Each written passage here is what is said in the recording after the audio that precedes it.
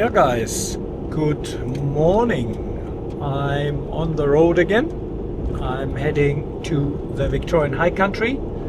Yeah, now we're going to spend 5 days in the High Country. We're going to go to a part where I haven't been for quite some time.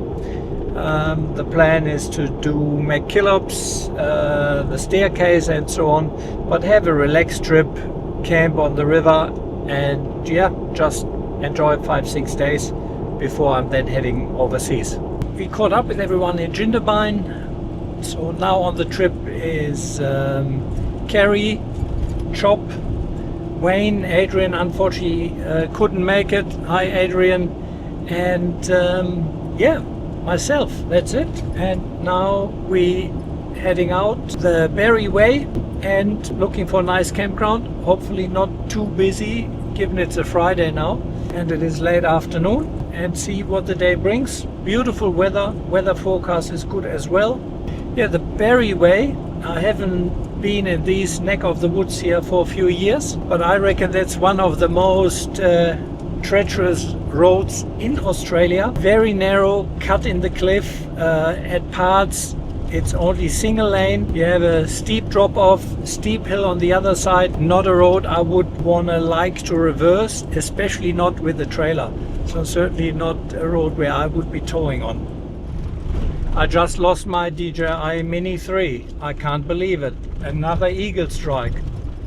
I had the drone up here filming this track here, and I'm in the middle of the valley, and all of a sudden I only see blue. The drone stayed online, but everything screwed up. It must have dropped quite a bit. The gimbal completely overloaded. I could not really orientate the camera. I just managed to get it back, luckily.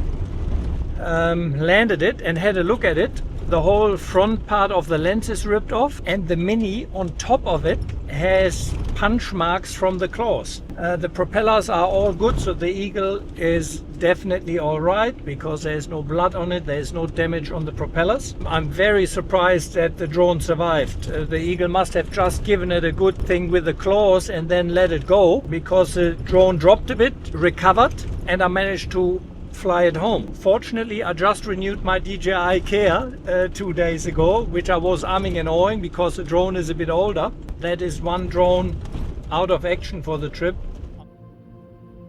The iconic snowy river winds its way through this rugged landscape between Jindabyne and Suggan Buggan, carving a path that has shaped both the natural environment and Australia's history. Once a mighty waterway fed by alpine snowmelt, the river's flow has been significantly altered by the Snowy Mountains hydroelectrical scheme.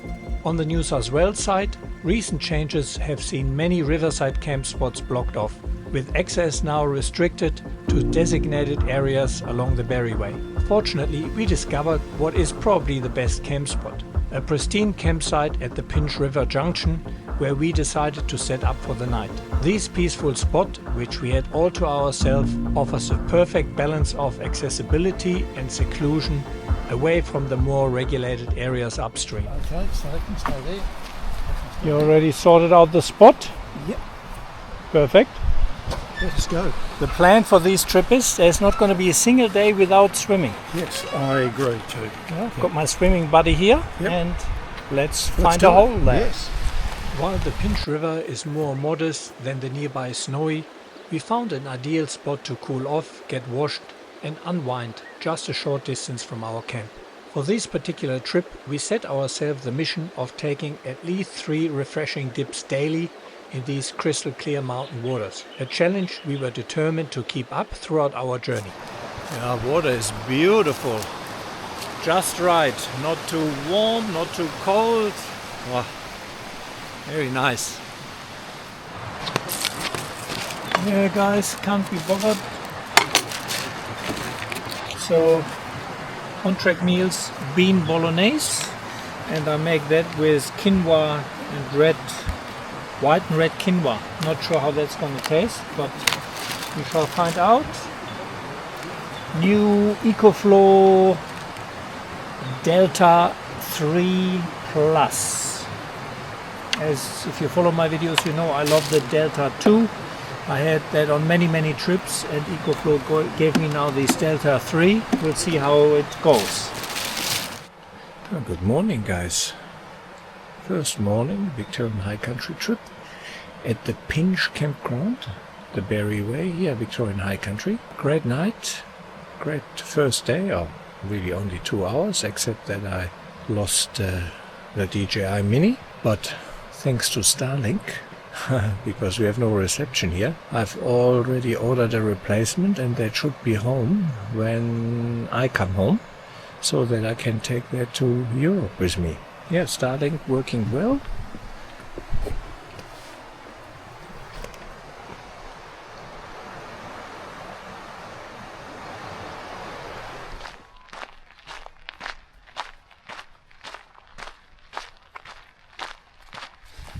A bit of an early morning walk. Everyone else is still asleep, and I'm gonna see whether I find my way to the snowy river to have a look. Unfortunately, national parks blocked all access to the river. I mean, by foot now. In the early days you could camp by the river, can't anymore. I mean, as usual, double-sided edge, you know. Too many idiots doing stupid things. But unfortunately our government also then has only one solution: lock everything up. And that punishes everyone, even the people who do the right thing, which is really a pity.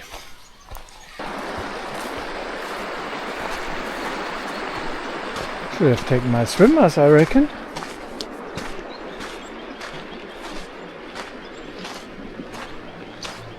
Beautiful. Still a little bit of mist.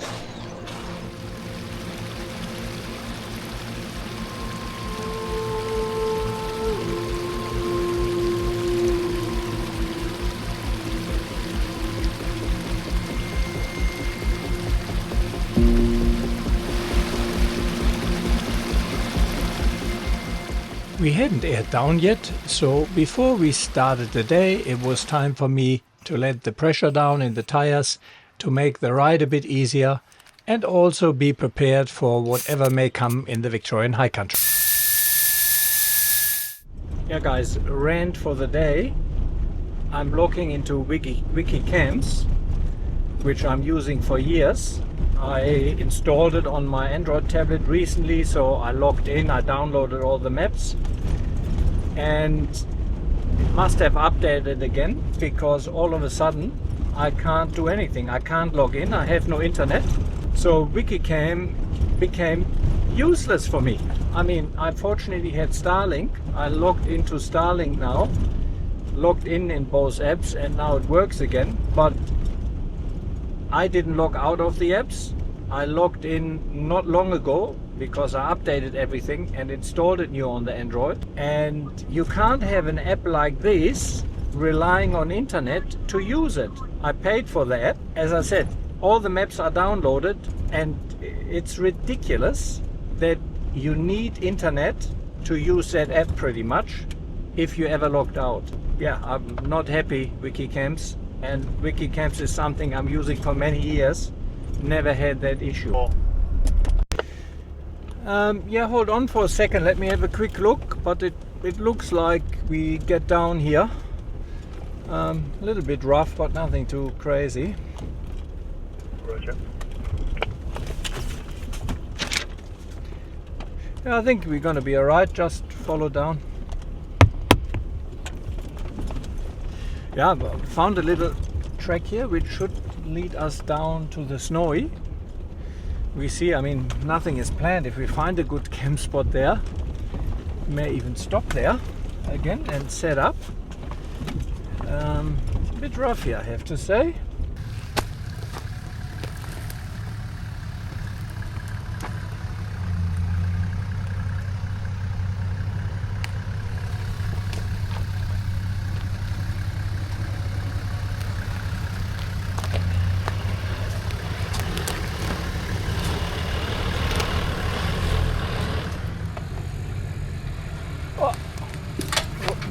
Okay.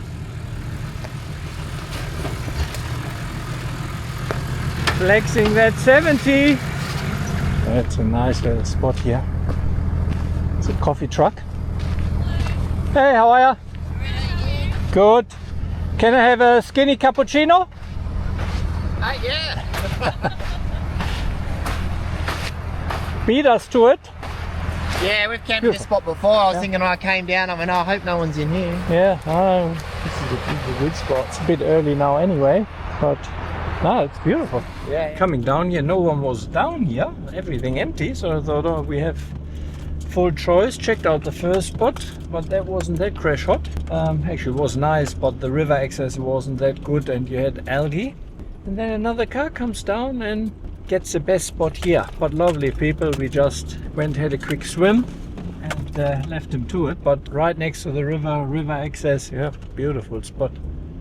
Yes, Starlink has now this $15 plan where you get 5 GB roam. It's emergency, and then $3 for each extra gigabyte.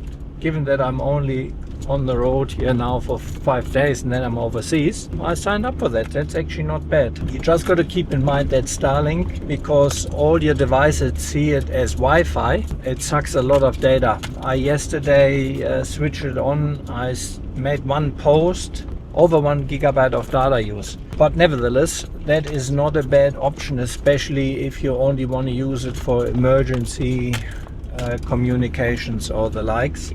On an iPhone, if that's my recommendation, I would go in your Wi-Fi networks, select Starlink, click on the little information icon, and then enable low data mode, because yeah, otherwise it will do everything what it does do at home and update all your apps, and you can really go through data very, very quick. The plan is 3 swims a day. Geez, that sand is hot as.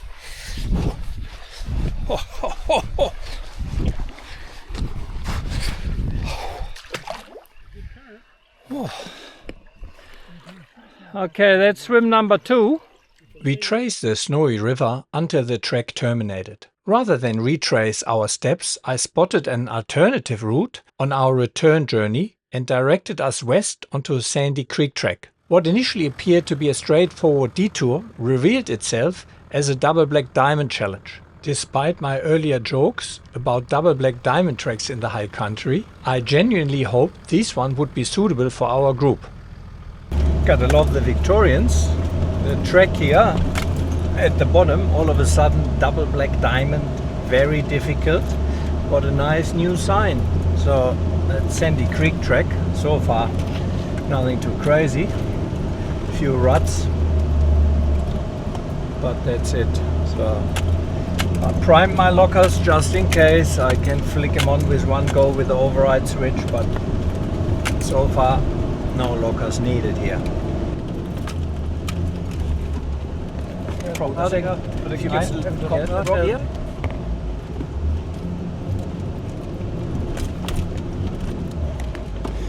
Yeah, look, I'll park up here and come back. That one section here, I'll switch the lockers on just for sake of it. Actually, it is interesting here. There is a bit of a rock step coming. Just stay one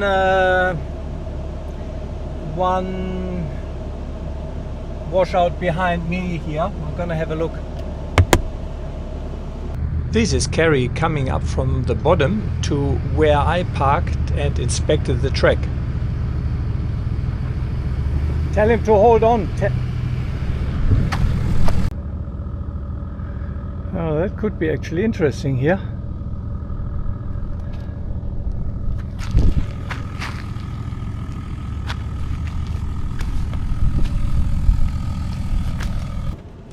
Yeah, look, with age you get smarter. Would have been a nice track, but there are some pretty decent sized rock steps, holes. It is very sandstone, but with a lot of sand on top, so it is very loose and slippery. Walking up it is hard, and again, this is no hardcore touring trip. It's a easy camping trip. So but I've marked it on the map. I'm going to be back here.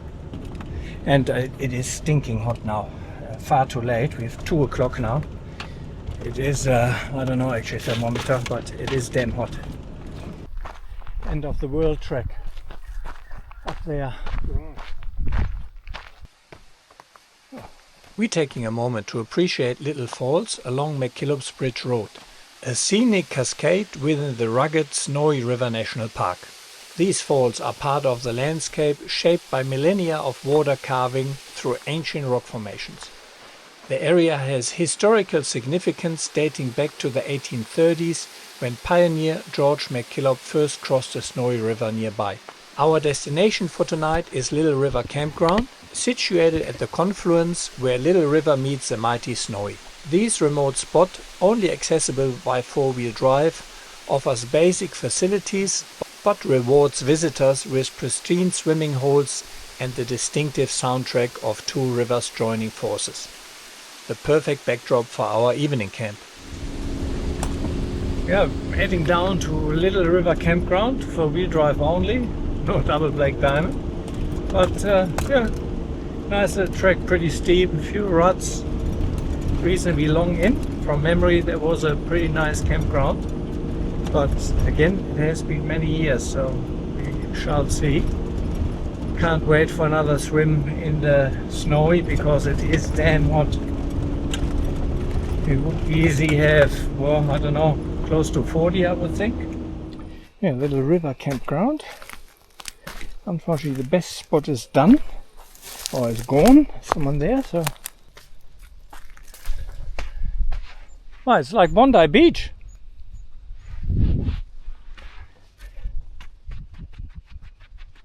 Oh. Could be worse.